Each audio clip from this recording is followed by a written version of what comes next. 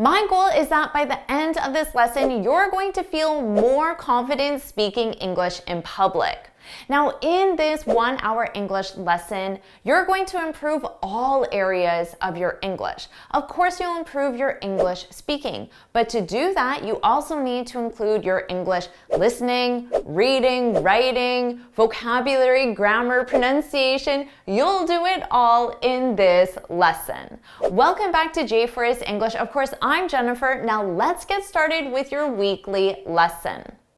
First, let's talk about your listening skills. A lot of students tell me that they struggle to understand native speakers at a fast pace.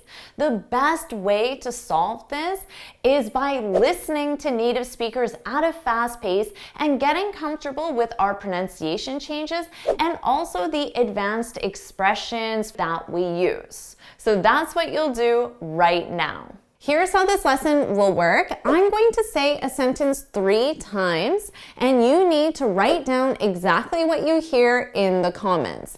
After, I'll explain the pronunciation changes that take place in fast English, and I'll also explain the advanced expressions that I used. So let's start your first listening test. I'll say it 3 times. Careful with the blender, it's a little finicky. Careful with the blender, it's a little finicky. Careful with the blender, it's a little finicky.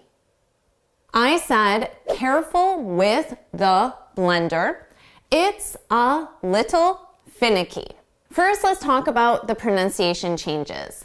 You can see here, this is a contraction, it's a little. So we pronounce that as a d, a soft D, little, little. Now, some native speakers will drop those sounds entirely and it will just sound like lil.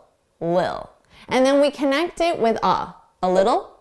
I personally pronounce the soft Ds, a little.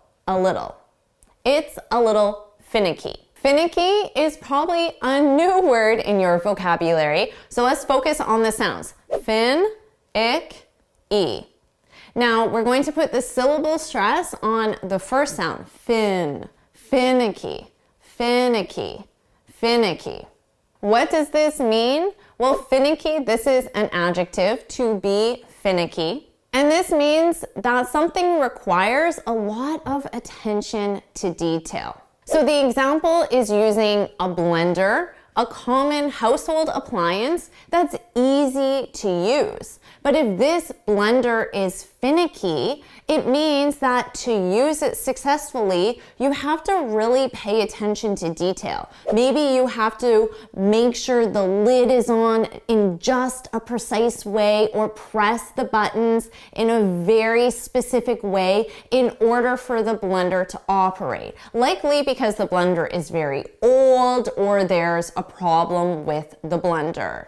It's finicky. It's a little finicky. It's being so finicky with me. These machines are really finicky. It's being finicky.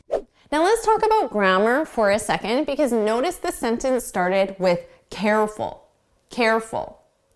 Technically, you need the verb be. Be careful. But native speakers will commonly drop verbs when they're not required to understand the sentence. So if I said to a native speaker, careful, they're not going to be confused because there's no verb be. They understand what it means without the verb. Careful, be careful, they're both correct, and a native speaker will most likely just say careful. Let's try this again with another listening exercise. I'll say it 3 times. She's a finicky eater. She's a finicky eater. She's a finicky eater. I said she's a finicky eater. This was easy for you, right? Because it's the same word, finicky. So hopefully you could clearly hear that now. But the meaning in this context is different. We're not saying she's an eater that requires a lot of attention to detail. A finicky eater is an eater who is difficult to please. Now, why would an eater be difficult to please? Because there are probably many things that she doesn't like, or she has a lot of specific preferences about how her food is prepared. This adjective is commonly used to describe children because most children are finicky eaters. If you have kids, you can probably relate to this, and you were once a child. So I don't know about you, but as for me, I was definitely a finicky eater when I was a kid. I only liked about 5 things, and there was a long list of things I didn't like. If you can relate to that, put me too in the comments, me too, so I know that you were also a finicky eater. Good luck with my finicky appetite. Let's try this again. I'll say this sentence 3 times. The audience was hanging on her every word. The audience was hanging on her every word. The audience was hanging on her every word. I said the audience was hanging on her every word. For pronunciation, notice how on her sounds like honor, honor, honor. Because we frequently drop the H sound on her, and then I connect those 2 words together, honor. I can also connect that with every, honor every, honor every, honor every. What does this mean? To hang on one's every word, this is an expression. And it means that you listen very closely, very attentively, very carefully.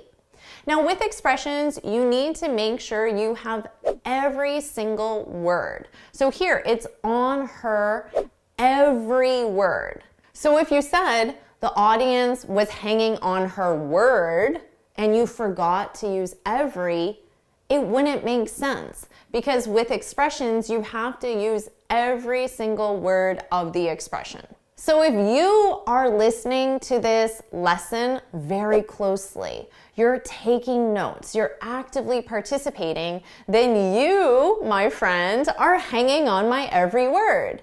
But if, as you're watching this video, you're also checking your email or making dinner or doing something else, then you're not hanging on my every word. So I hope you're hanging on my every word. If you are, put that in the comments. Jennifer, I'm hanging on your every word. And that means you're paying very close attention to what I'm saying. You're hanging on his every word. But he hangs on your every word. They all hang on my every word. Let's try this again. I'll say it 3 times. She has me wrapped around her finger. She has me wrapped around her finger. She has me wrapped around her finger. I said, she has me wrapped around her finger.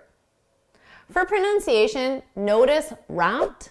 The ED is pronounced as a soft T, wrapped. Wrapped, wrapped, wrapped around. Now, because I'm combining this with around, I can take that sound wrapped around, and I can combine them together. Remember I said we commonly get rid of the H sound on her. So I can do that here as well, and then I can connect it together. Wrapped arounder. To have someone wrapped around your finger, or we commonly say little finger, wrapped around your finger, wrapped around your little finger, there's no difference. So little is optional in this expression. And this is when you have complete control over someone. This happens in situations where perhaps this guy is totally in love with this girl and he's just infatuated with her. And because of that, she has complete control over him. And no matter what she says, he just does it. So He does her laundry for her. He drives her to work every day. She has him wrapped around her little finger. I'll have you wrapped around my finger in no time. Please, I've got Dr. Reed wrapped around my finger. Boy, Archie, Veronica's got you wrapped around her little finger. Let's do this one more time. I'll say it 3 times. I can't get anything past you. I can't get anything past you. I can't get anything past you. I said, I can't get anything past you. For pronunciation, notice we have get anything. So we have a T between 2 vowels. So I can pronounce that as get anything, get anything, get anything. And then I'll combine those 2 sounds together. I can't get anything past you. Now, what does this mean? To get something past someone, or you can also say to get something by someone. They're exactly the same. There's just an option. You can use past or by. This is when someone doesn't notice something important. But notice in my example, I can't get anything by you. I used it in the negative. Let's imagine an example. Let's say a customer is in a restaurant and that customer ordered an expensive bottle of French wine.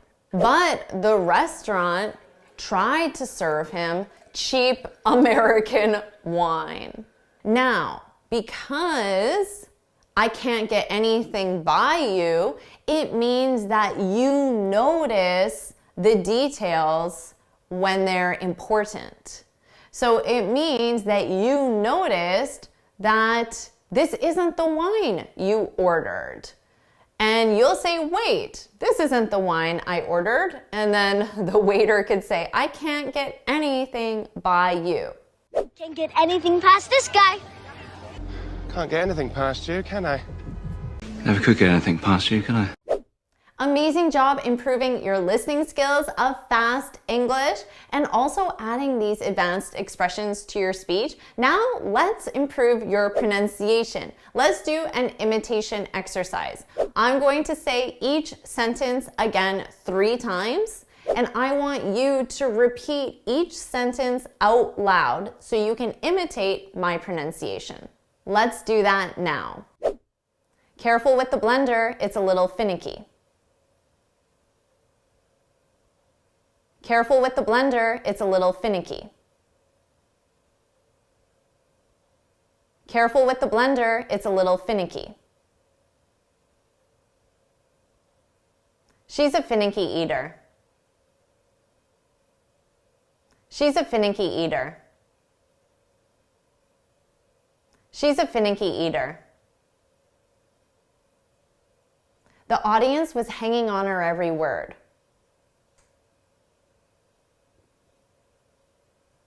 The audience was hanging on her every word.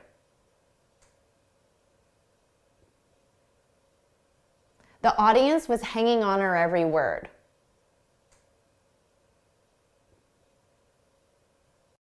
She has me wrapped around her finger. She has me wrapped around her finger.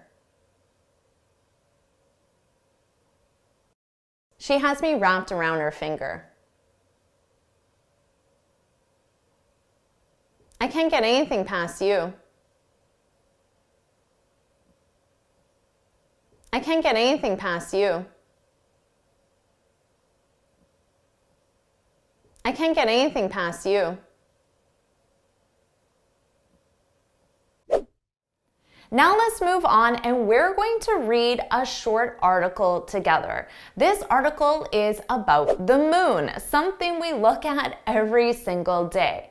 Now, I love using articles in my classes because as we're reading this together, you're learning correct pronunciation, you're learning advanced vocabulary, you're learning complex grammatical structures, and you're doing it all in a very interesting and engaging way as we're learning about the moon. So let's start the lesson now. First, I'll read the headline. Why does the moon shine? So, of course, the verb shine is when something sends out or reflects light. I'm sure you know that the sun shines. The sun shines. Shine is an irregular verb. So, of course, you have the verb to shine with an S because the subject is the sun, he, she, it. Now, in American English, in the past simple, we just add an ed. So, it's regular verb in the past simple. The sun shined yesterday. In British English, they use shone. The sun shone yesterday. Now, in both American and British English, in the participle form, it's shone. So in the present perfect, the sun has shone all day. So in American English, you can say shine, shined, shone. Now notice how I said the sun, and here in the headline we have the moon. We'll talk about the other planets in a minute, but for now, remember that for moon and sun, you need the, because there's only one, it's unique. The moon, the sun. Don't worry about taking all these notes because I summarize everything in a free lesson PDF. You can look in the description for the link. Let's continue. You know that Earth would be a dismal place without its bright, shining neighbor, the sun. So as we talked about, notice here the article, the sun, but notice Earth. Earth doesn't have an article in front of it. For example, you can see Mars on a clear night. It's not the Mars, it's just Mars. You can see Mars on a clear night. Earth is the third planet from the sun. The, because I already mentioned that sun and moon, it's the sun, the moon, because they're unique. Let's talk about dismal. This is an adjective, and it means sad, without hope, or very bad, depending on the context. For example, you could say the weather's been dismal. So when I think of that, I probably think a lack of sunlight, maybe cloudy, a little bit of rain, not very nice. The weather's been dismal. Or my promotion was dismal this year. So in that sense, it sounds like very bad. My promotion was very bad this year. Earth would be a dismal place without its bright, shining neighbor, the sun. But did you know that the moon would also be just another dull orb if not for the sun's rays? The rays are where the light comes from, the rays. So you have the ball, which can also be called an orb. An orb is just an object in the shape of a ball. And then the rays are the light that's coming off of the orb. That's for the sun. Now, dull, that's the opposite of bright. Dull. You can also describe a day as, oh, it was a dull day, not very bright. So there wasn't a lot of sun. It was cloudy, maybe a little rainy. I think of the weather in London, England, when I think of dull or dismal. Let's talk about the sentence structure here, because notice this first sentence is you know that. But in this sentence, we have did you know that? When you add did, this is to form a question in the past simple. But in this case, because there is no did, we know that this is a statement, not a question. So this is being phrased as a statement. You know that. But this is a question. Did you know that? Let's review this example. You know that I'm an English teacher. This is a statement. But did you know that I'm also a piano teacher? So this is a question because I know that this information is known. So I'm not forming it as a question. It's a statement. But I don't know if this information is known. So it's a question. Now, this is not true. I'm not a piano teacher. That would be really awesome if I were, but I'm not. It's just an example to show you a statement followed by a question. So you can use this to give a known fact, but then provide additional information in the form of a question. Let's continue. The moon shines because its surface reflects light from the sun. So again, here we have our verb shine, and the subject is moon, and that's why you have this S on it. The moon shines. And despite the fact that it sometimes seems to shine very brightly, the moon only reflects between 3 and 12% of the sunlight that hits it. Okay, so let's take a look at despite the fact that. Notice how we have this additional information, the fact that. This is only required grammatically to form a sentence when you have despite and then a clause. A clause is simply a sentence. It has a subject and then a verb and other information, an object. You can't say despite it seems to shine brightly. This is a mistake I see a lot from my students. You have to include these 3 words and they're only there for grammar. They don't have any meaning. Let's review these sentences. This is the one I see from students and it's incorrect. Despite I'm busy. I'm busy is a clause. We have a subject, a verb, and then other information. Despite I'm busy, I'll help you. Despite the fact that, because you have despite and a clause, you need these 3 additional words. Despite the fact that I'm busy, I'll help you. So this is the correct one. So remember that, and the only purpose is grammatical. There's no meaning in those words. So make sure you remember that. Are you enjoying this lesson? If you are, then I want to tell you about the Finally Fluent Academy. This is my premium training program where we study native English speakers from TV, the movies, YouTube, and the news so you can improve your listening skills of fast English, expand your vocabulary with natural expressions, and learn advanced grammar easily. Plus, you'll have me as your personal coach. You can look in the description for the link to learn more, or you can go to my website and click on Finally Fluent Academy. Now let's continue with our lesson. The perceived brightness of the moon from Earth depends on where the moon is in its orbit around the planet. Orbit, this is used specifically in space, and it just means a path, but a path in space. So the path that the moon follows. The moon travels once around Earth every 29.5 days. And during its journey, it's lit from varying angles by the sun. In this case, you could say orbit instead of journey because when you're on a journey, you're following a specific path. And in this case, the path is in space, so you could say orbit. This movement of the moon around the Earth, do you notice something here? The moon, we talked about this.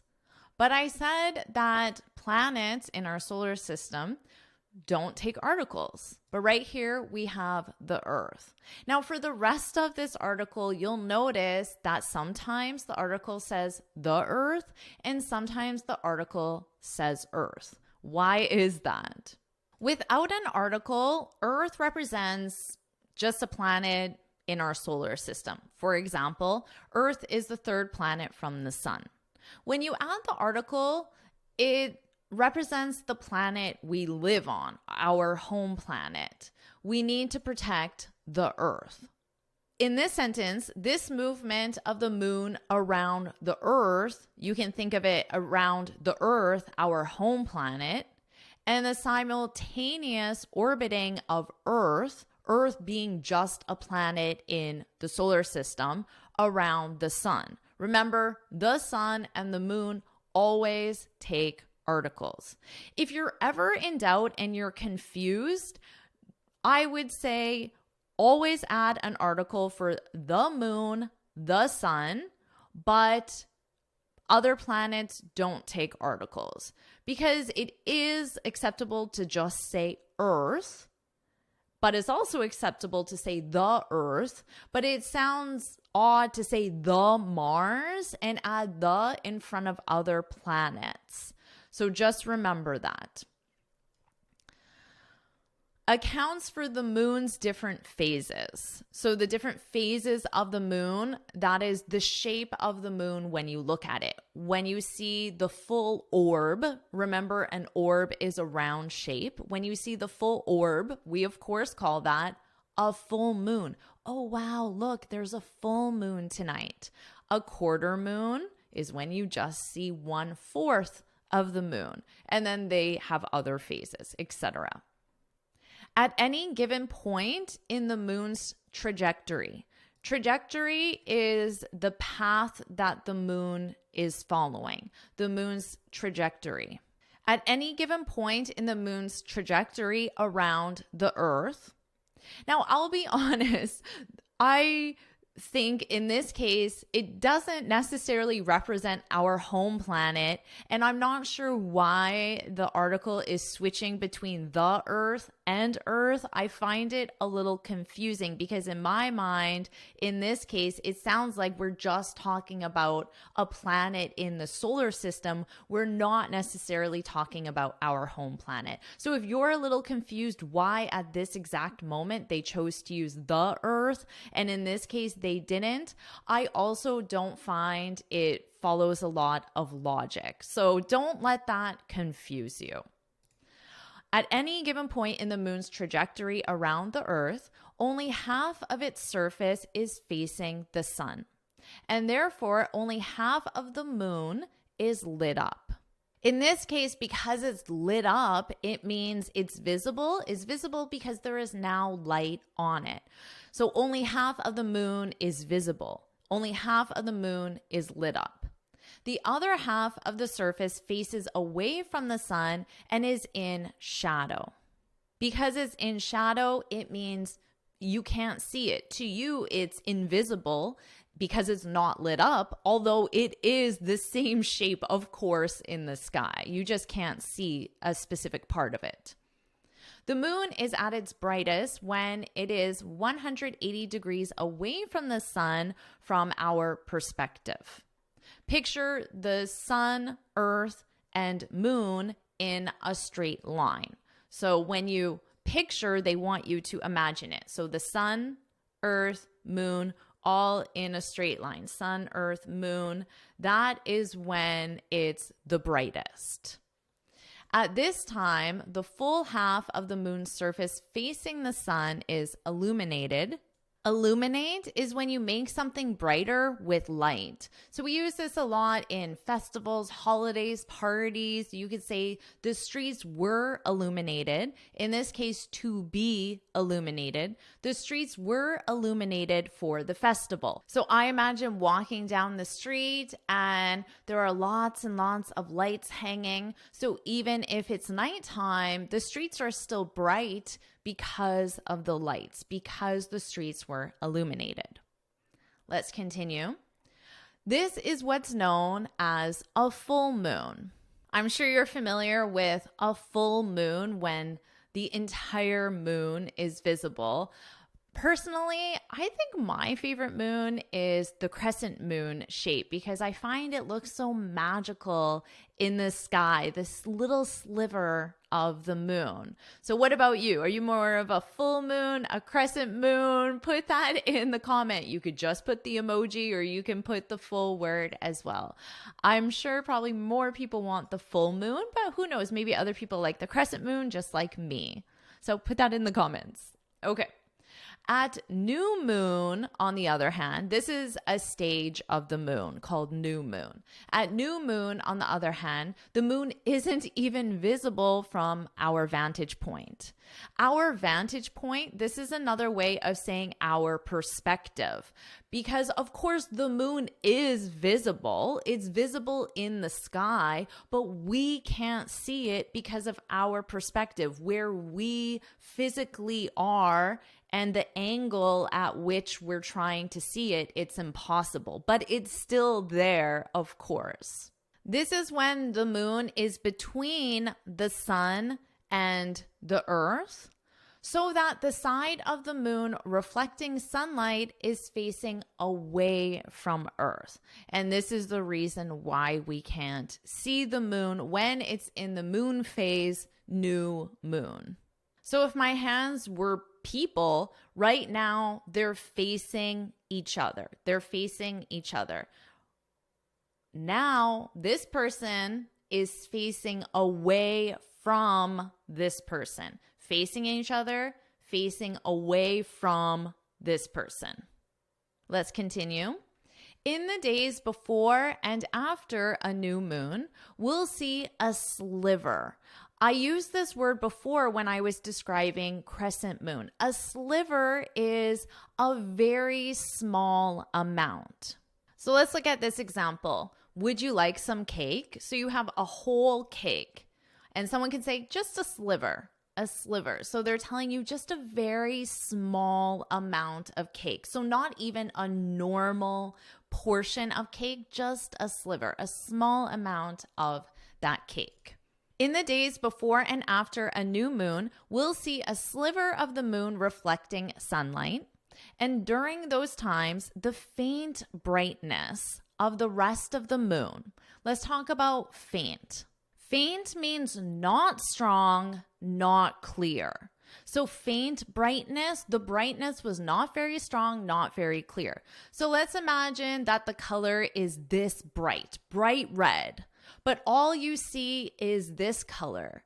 You would say, oh, the color is very faint. It's supposed to be bright red, but this is all I see. The color is very faint, not strong, not clear. We also have a very common expression using this word faint. I haven't the faintest idea. I haven't the faintest idea. This means I have no idea. So if someone asks you, how large is the moon? You could say, oh, I haven't the faintest idea because I don't know. I have no idea. I haven't the faintest idea. Very common expression.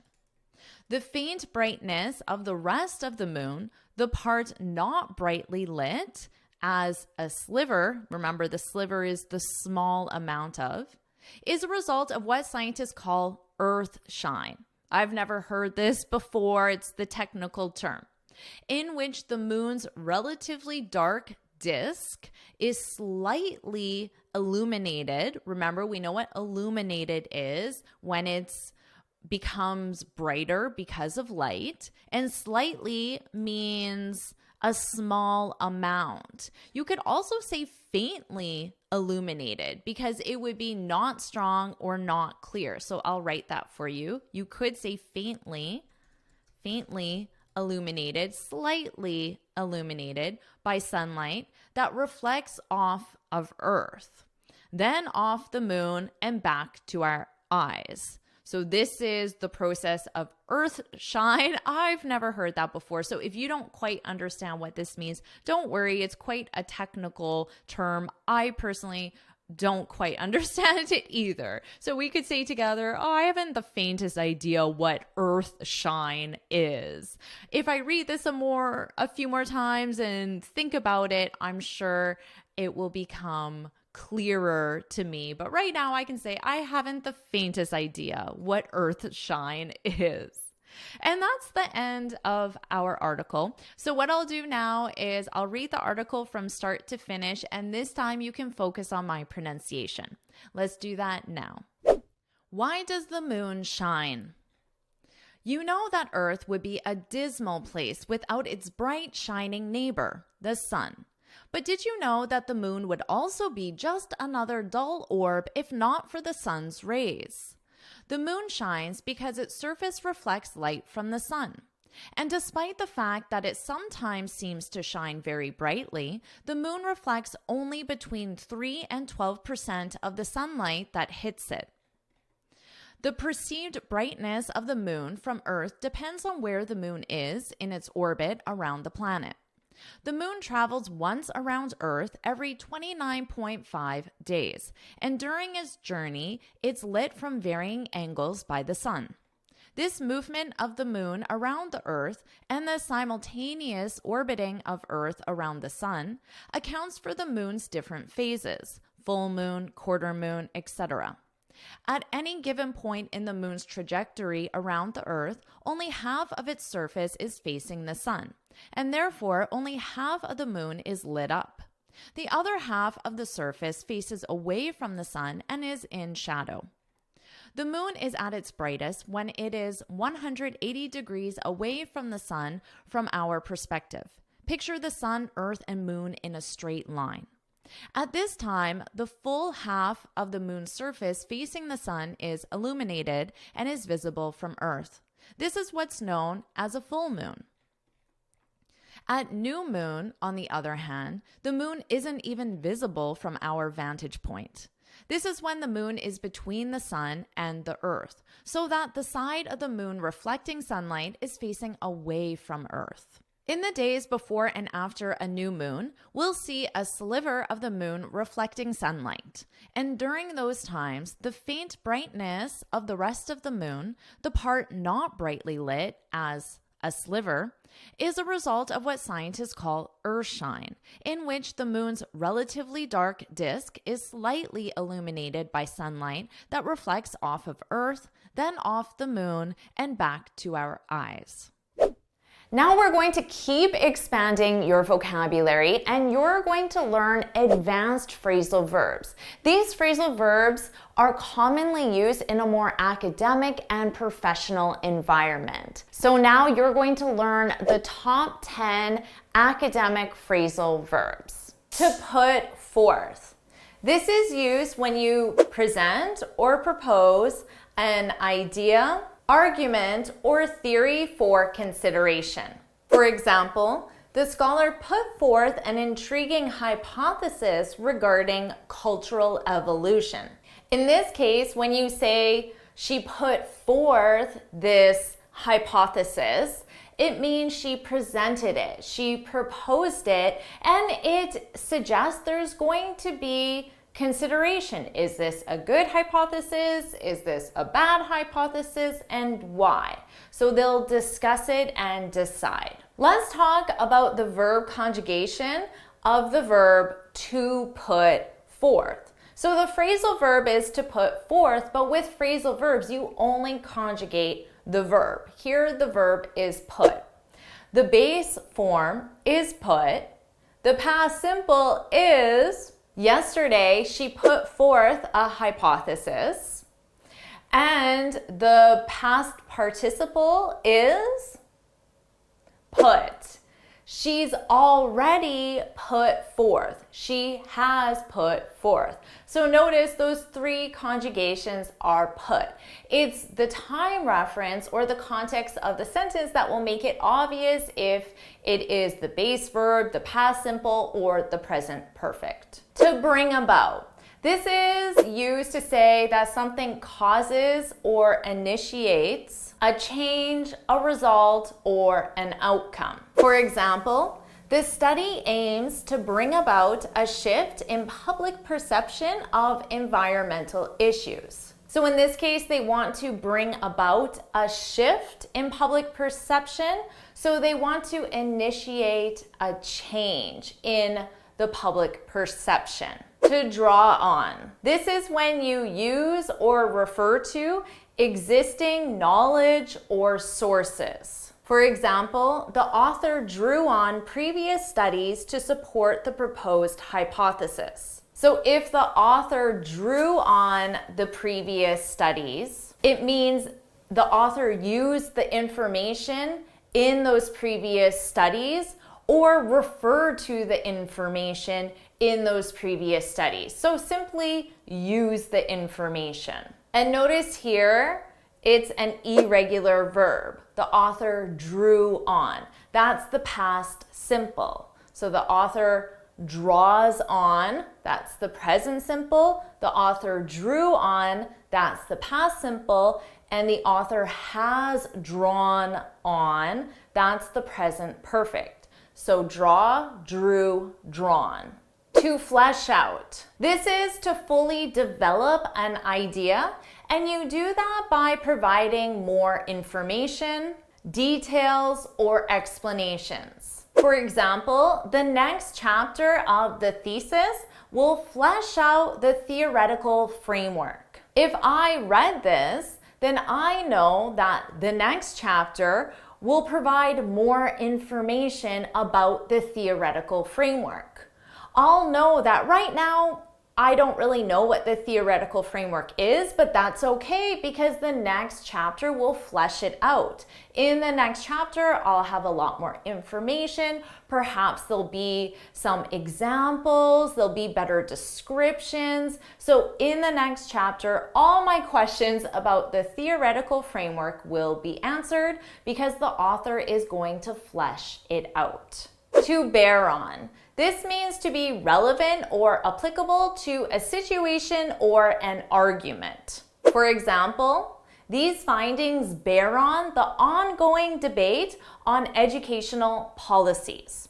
So if these findings bear on the ongoing debate, it means that the findings are relevant to the ongoing debate, or that you can apply these findings to the ongoing debate. So basically, they're useful. It's useful information to have, to bear on. This is also an irregular verb. So the base verb is bear. The past simple is bore. The findings bore on the ongoing debate. And the past participle is borne. The findings have borne on the ongoing debate. To back up.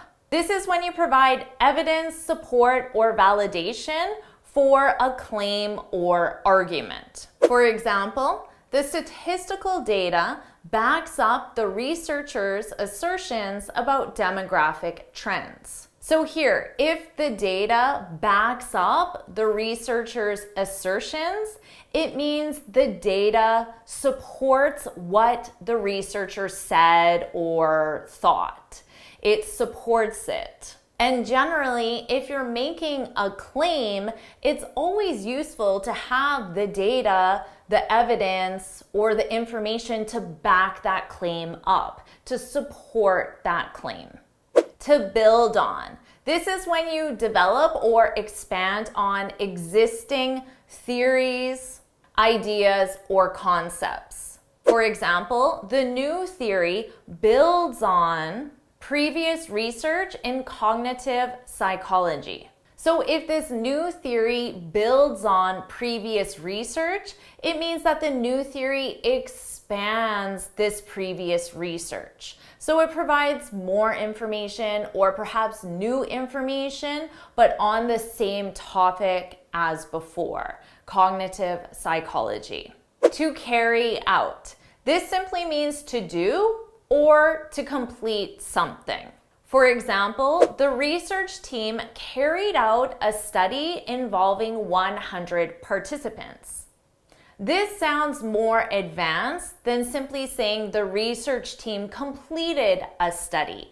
They carried out a study. It means the same thing, but by saying carried out, you sound more advanced.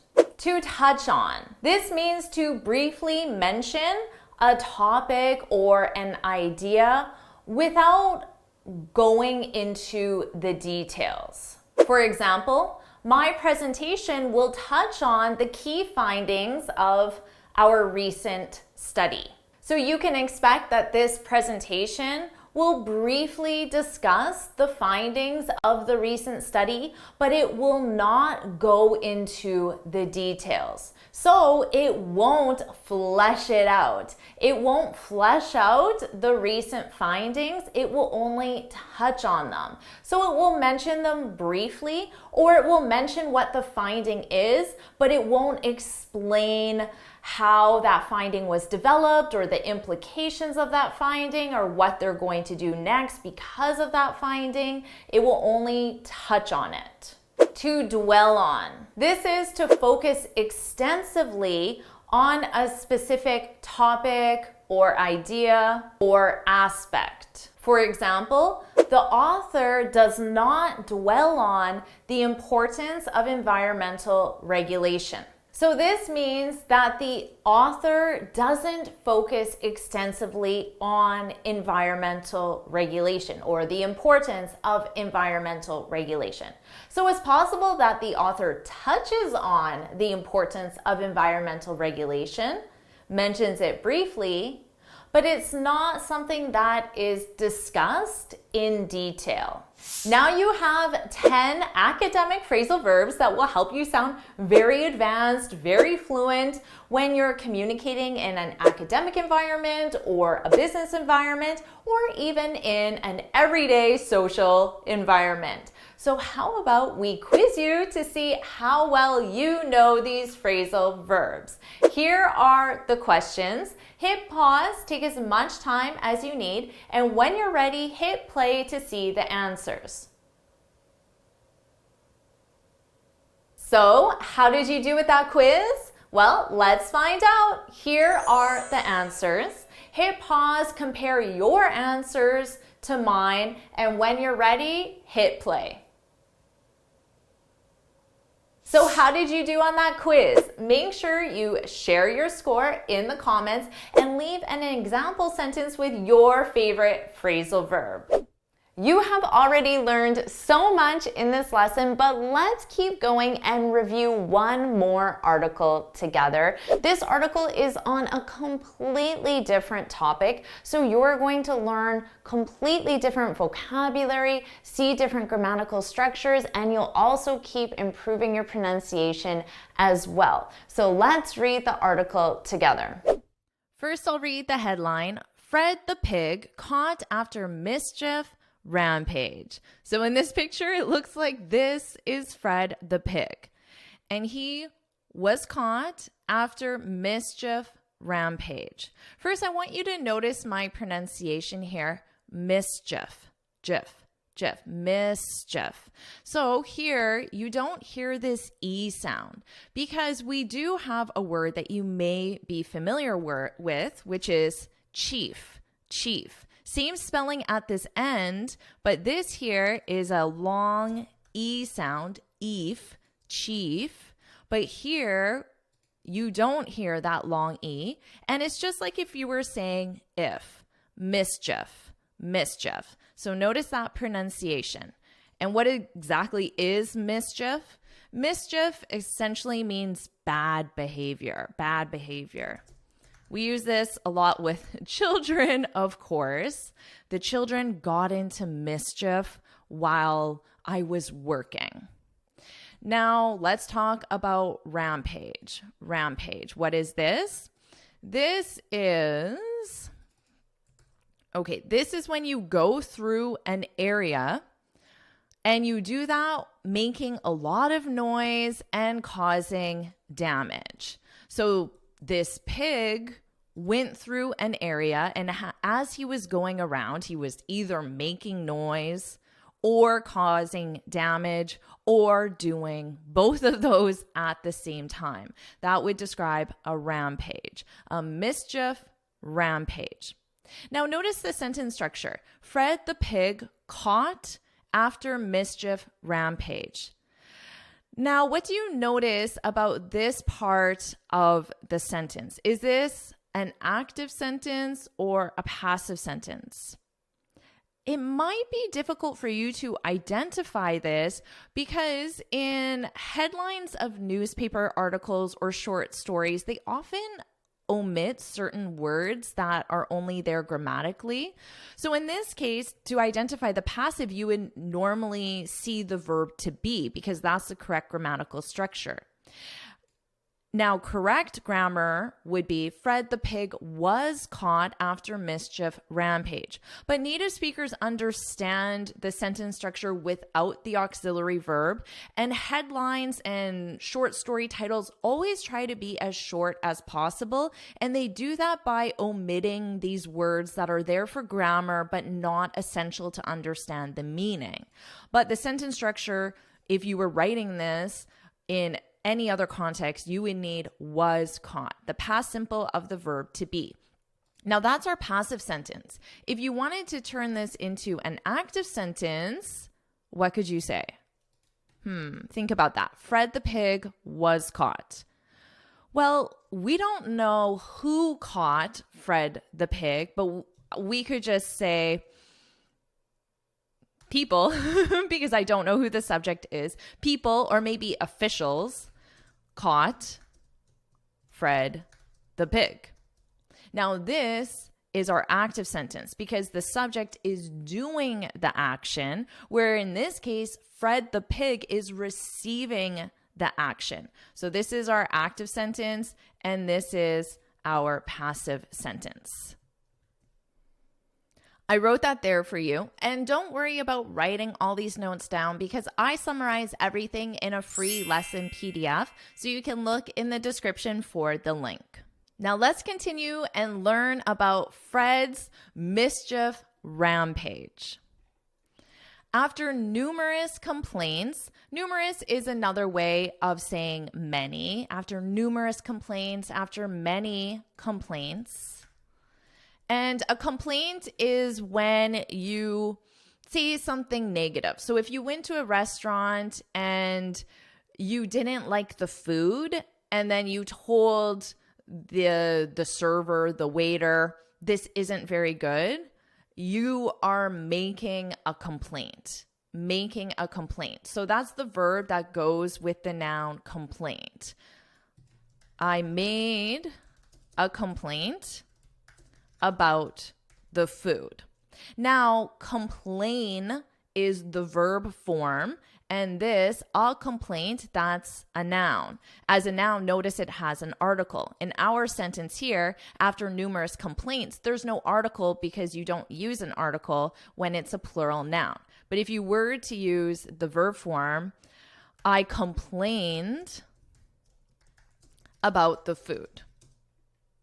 So when you dislike something or you have a negative experience and you make that known to someone, you are making a complaint or you are complaining, the noun form or the verb form.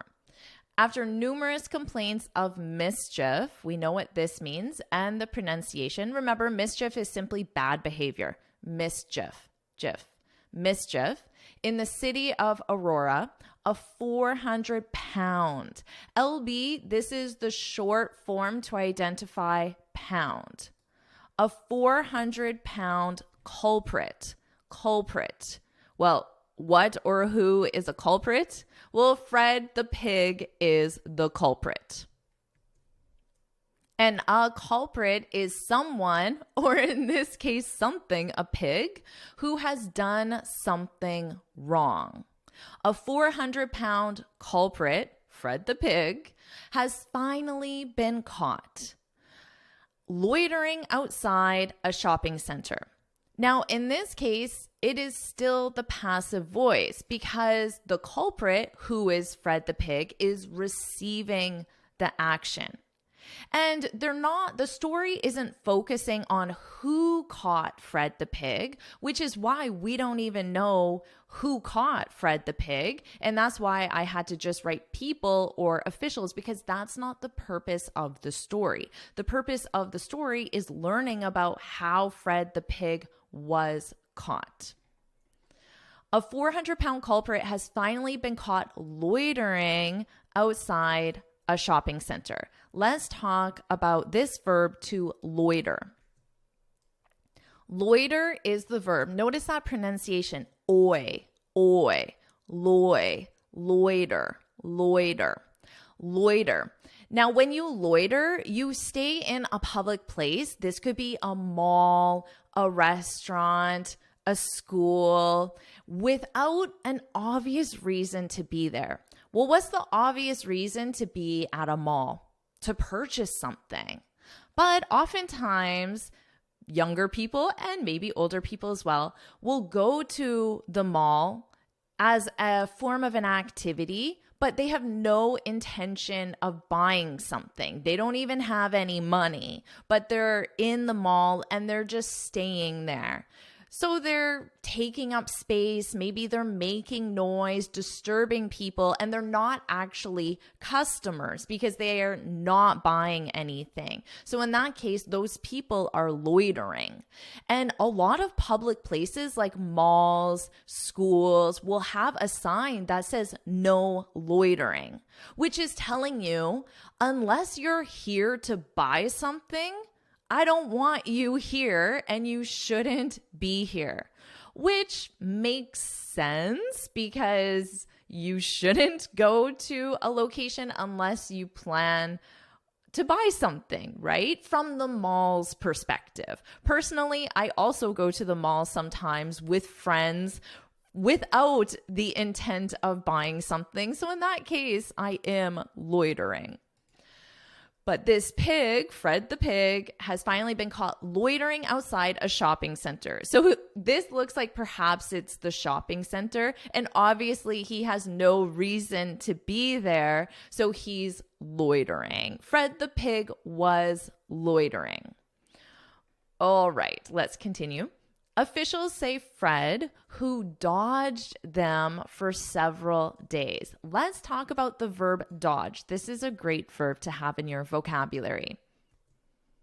When you dodge, when you dodge something or someone, you avoid that something. I'll add or someone because it's very common to dodge someone. And why do you avoid that something or someone? Usually because if you get that something or that someone, it will be unpleasant in some way. So Fred, the pig, dodged them. So in this case, it's officials, the officials who were trying to catch him. Fred the pig dodged officials, avoided officials. Why? Because if the officials caught him, he would be in danger potentially. Of course, that's what the pig would think. Now, this is a very common word that you can use in your speech. For example, I've been dodging my boss's phone calls. So this is the exact same thing as saying I've been avoiding my boss's phone calls. So my phone rings, I look at it, it's my boss, and I press silence or decline, or I just let it ring. That's how I dodge my boss's phone calls. Why would I do that? Because if I talk to my boss, something unpleasant is going to happen. Maybe I did a bad job with the report and I know my boss is mad about the report. So if I pick up that call, he's just going to say, Jennifer, why did you do that report like that? And it's going to be unpleasant for me. So obviously I want to avoid that. I want to dodge that.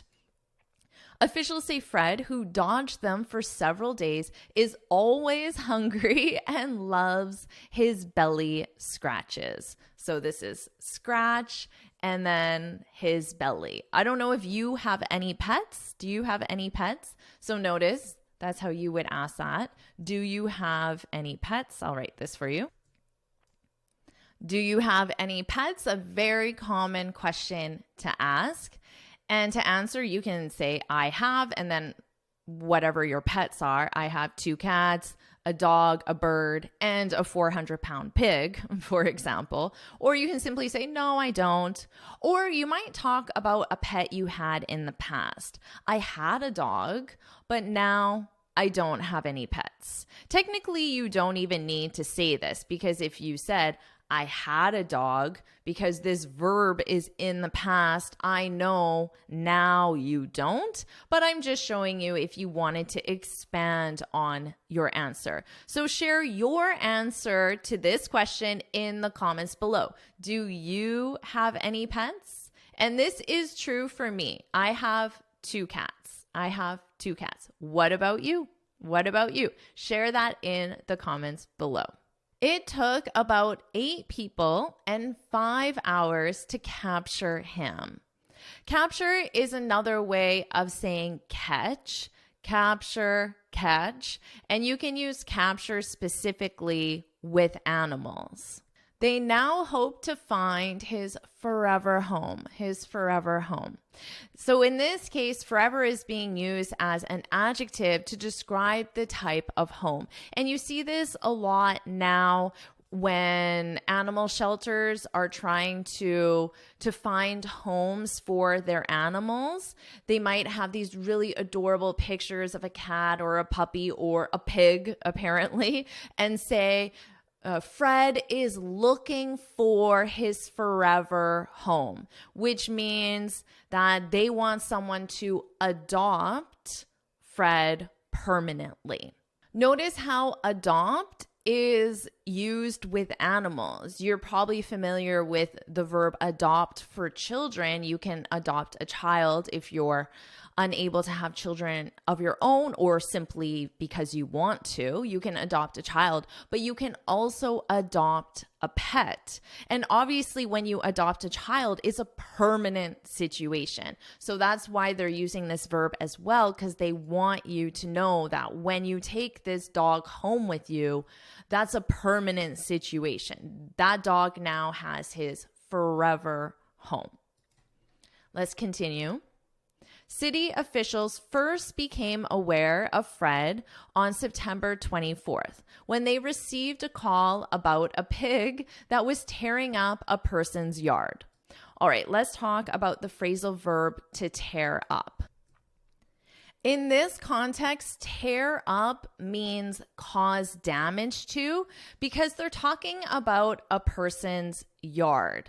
A yard is the area in front of one's house or behind one's house where there's grass, trees, flowers. That's your yard. You can have your front yard or your backyard, or you can simply say yard.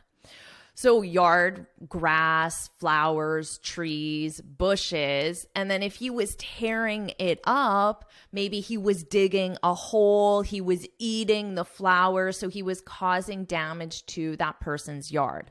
Now, tear up can also be used with a piece of paper. Right now, I'm tearing up this piece of paper.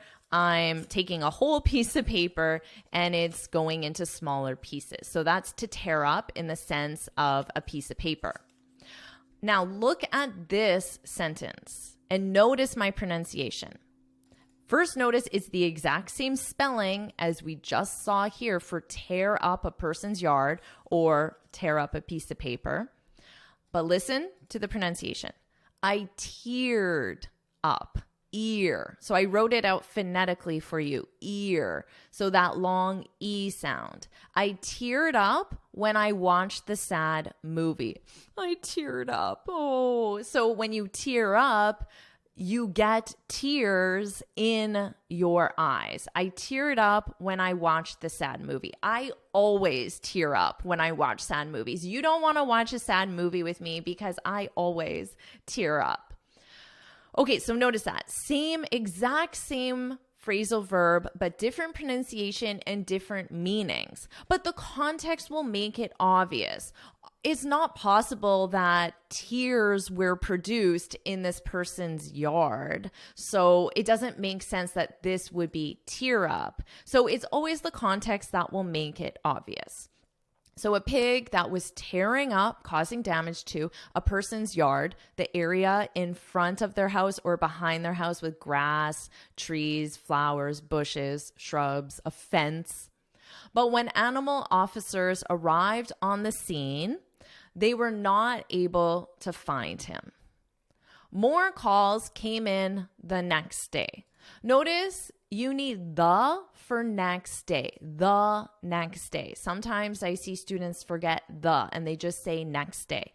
More calls came in the next day, this time about a pig in traffic. So traffic, of course, with all the cars on the road in traffic. Then another call about a pig that was ruining someone's landscaping. Landscaping is what you do to a yard to make it beautiful. So landscaping is when you add flowers, a garden, trees in specific areas, some decorative rocks, and other decor to make your yard beautiful, that is called landscaping. Now, this pig, Fred the pig, Fred the pig, he was ruining, to ruin. Ruin is also when you cause damage to, but if you describe something as ruined, it means that the damage was permanent and you can't save it. So it's no longer useful. So permanent damage to something. So tear up to me sounds less severe. The amount of damage is about here, but ruin, the amount of damage is here. So to cause permanent damage to something, I'll write that for you. Let's continue. He was then spotted again. When you spot something or someone, it means you identify them. You identify them by seeing that person or that something visibly. So let's say you're at a conference and there are many, many people, but then all of a sudden you spot your colleague.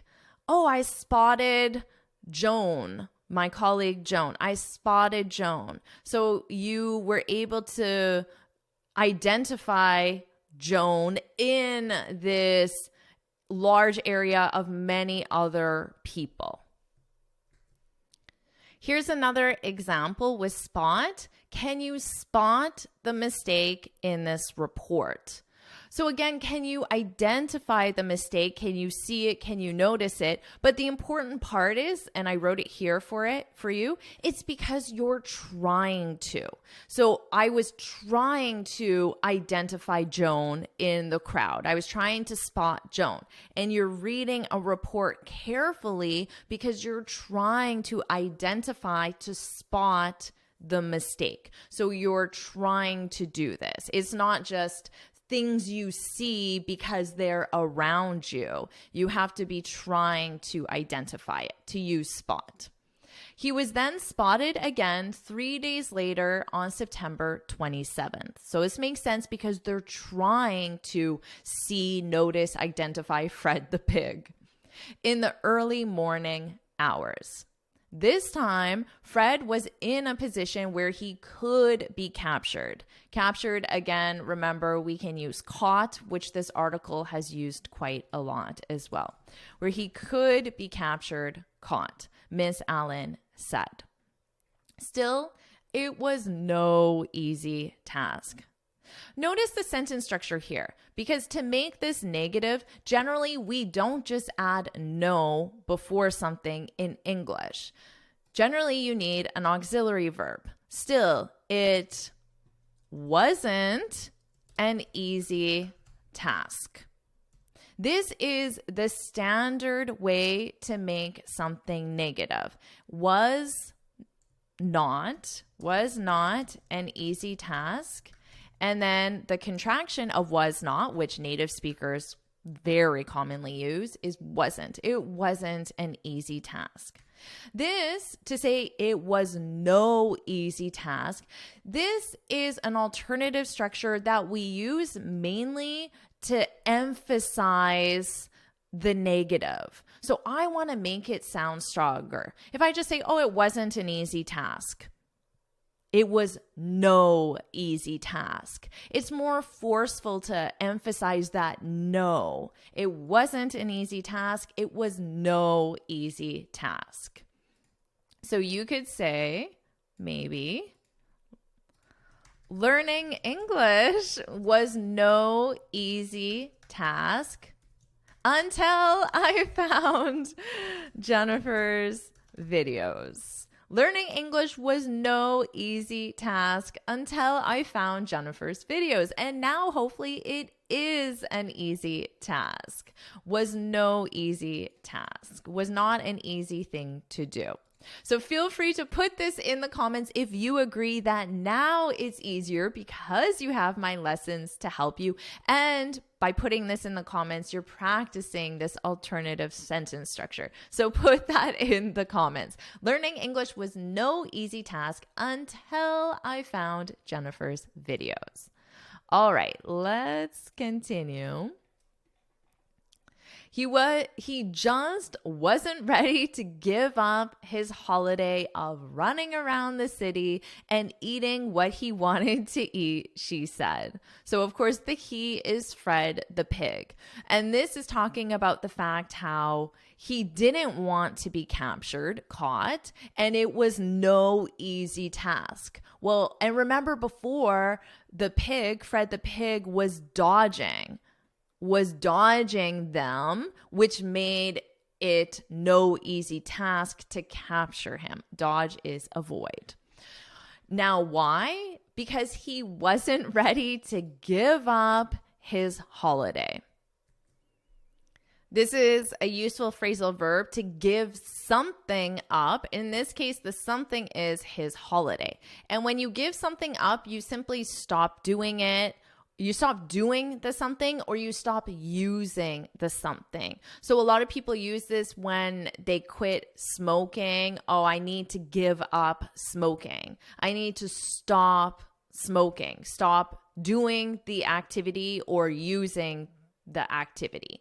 So in this case, stop his holiday. He wasn't ready to give up his holiday of running around the city and eating what he wanted to eat, she said. Of course he wasn't ready to give it up. After he was captured, staff affectionately gave him the name Fred. So when you do something affectionately, you do it with love, friendliness, admiration, and affectionately, this is an adverb, and it modifies the verb gave him the name. Because at the beginning, the story sounded like, oh, this pig is causing damage. This pig is ruining yards. This pig is loitering. So these negative things about the pig. But the staff feel affection towards the pig. So they affectionately gave him the name Fred to show that they're not mad at the pig. They feel friendliness or love towards the pig. So the staff affectionately gave him the name Fred. And he has been staying at the Aurora Animal Shelter ever since.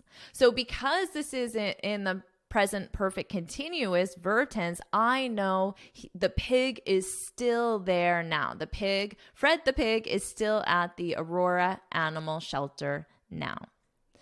Miss Allen said he is an unusual addition to the animal shelter. This is an area where they care for abandoned pets or pets without homes. They call that a shelter. To the shelter, which more commonly houses cats and dogs. Of course, they don't get many pigs at animal shelters in cities, of course. Staff are not sure how he ended up on the streets of Aurora. When you end up, to use the phrasal verb, it talks about your final state or your final decision. So he's on the streets of Aurora, but they have no idea how that became his final location. How did he get there? How did he end up there? So you can use that. This is a very common phrasal verb. For example, I might say, I ended up staying home last night. This implies that my final decision or action was to stay home. But because I used ended up, it implies that I was considering other options, but I ended up staying home. So this was out of all the options I was considering, this is my final option. I ended up staying home last night. I ended up adopting a pig named Fred, which I don't think I'll end up doing, but I guess it's a possibility because I do love animals, but I don't think I can take Fred home for his forever home. Staff are not sure how he ended up on the streets of Aurora, how that became his final position. They have speculated that he may have been a backyard pet. Remember, I explained backyard already. A backyard pet that grew to be a much bigger size than expected. You're probably wondering about the verb speculate. It has the same meaning as the verb guess. When you guess an answer, for example, it means you're not 100% certain what the correct answer is, but you're just going to guess. So when you speculate, you don't know 100% what the answer is, but you're guessing. You're using the information that you have to provide an explanation, but you're not 100% certain. So they're guessing that he was a backyard pet that grew to be much bigger than expected, but they're not 100% sure if this is correct. They probably got him as a little piglet. So a baby pig is called a piglet. Baby pig, just like a baby cat is a kitten, a baby dog is a puppy. So this is a baby pig is a piglet, a little piglet, and he just continued to grow, Miss Allen said. Nobody has claimed Fred. So this means nobody has said, Fred is my pig. If someone said, Fred is my pig, then that person claimed Fred. But unfortunately, nobody has said that. And he seems to like his new home for now, but staff are hoping to find a farm for him where he can play and be at ease. At ease, you need the preposition at. This would be another way of saying be relaxed. If you're at ease, it means you're relaxed. There's no tension. And they're looking for a farm that can be, remember the expression we learned as well, that can be his forever home. His forever home. I don't know about you, but I love animal stories. I love animals. I always tear up when I hear about animals. So let's all say in the comments, good luck, Fred. Good luck, Fred. And hopefully Fred will find his forever home. So put good luck, Fred in the comments. And that was the end of the article. So what I'll do now is I'll read the article from start to finish. And this time you can focus on my pronunciation. So let's do that now. Fred the pig caught after mischief rampage. After numerous complaints of mischief in the city of Aurora, a 400-pound culprit has finally been caught loitering outside a shopping center. Officials say Fred, who dodged them for several days, is always hungry and loves his belly scratches. It took about 8 people and 5 hours to capture him. They now hope to find his forever home. City officials first became aware of Fred on September 24th when they received a call about a pig that was tearing up a person's yard. But when animal officers arrived on the scene, they were not able to find him. More calls came in the next day, this time about a pig in traffic. Then another call about a pig that was ruining someone's landscaping. He was then spotted again 3 days later on September 27th in the early morning hours. This time, Fred was in a position where he could be captured, Miss Allen said. Still, it was no easy task. He just wasn't ready to give up his holiday of running around the city and eating what he wanted to eat, she said. After he was captured, staff affectionately gave him the name Fred, and he has been staying at the Aurora Animal Shelter ever since. Miss Allen said he is an unusual addition to the shelter, which more commonly houses cats and dogs. Staff are not sure how he ended up on the streets of Aurora. They have speculated that he may have been a backyard pet that grew to be a much bigger size than expected. They probably got him as a little piglet and he just continued to grow, Miss Allen said.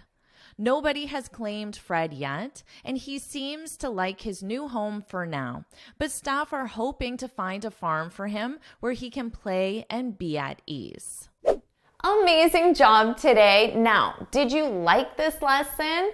I know it was long, but my hope is that you'll take all weekend to review this lesson, or you'll review it over multiple days as well, because practice, practice, practice, repetition is the key to learning. So if you like this lesson and you want me to make more lessons like this, then put weekly lesson. Put weekly lesson in the comments and I'll keep creating these weekly lessons just for you.